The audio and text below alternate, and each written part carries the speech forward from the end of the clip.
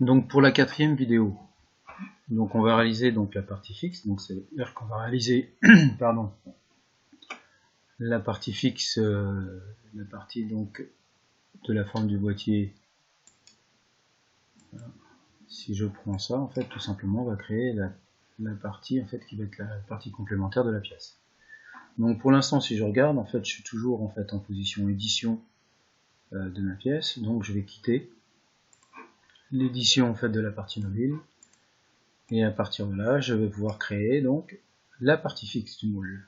Donc si je regarde, en fait ici on a bien quitté l'édition à ce niveau-là, et donc l'objectif, ce sera donc d'insérer une nouvelle pièce, tout simplement pour réaliser la forme en fait de la partie fixe dans le bloc à créer.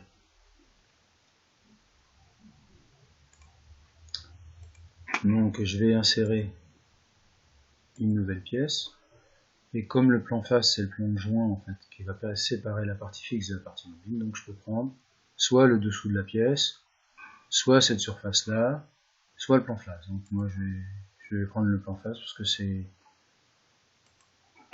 un plan, c'est immuable et ça se casse pas.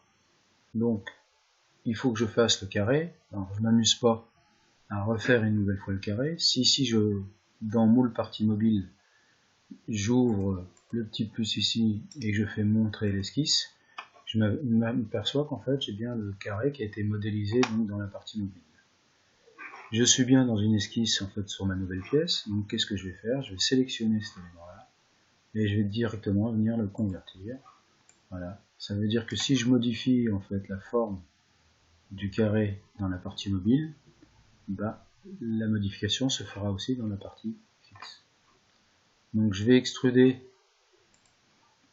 en fait ici si je regarde 7 mm, c'est parfait, j'ai largement suffisamment de matière.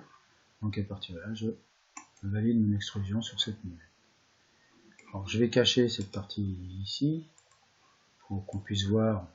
Voilà, en fait pour l'instant ma pièce elle est prisonnière, donc je vais tout simplement réaliser la fonction empreinte afin d'obtenir la forme dans la partie fixe. Donc je reviens dans mon outil moulage, je prends ma fonction empreinte, je vais venir sélectionner en fait la pièce, voilà, et à partir de là je vais valider.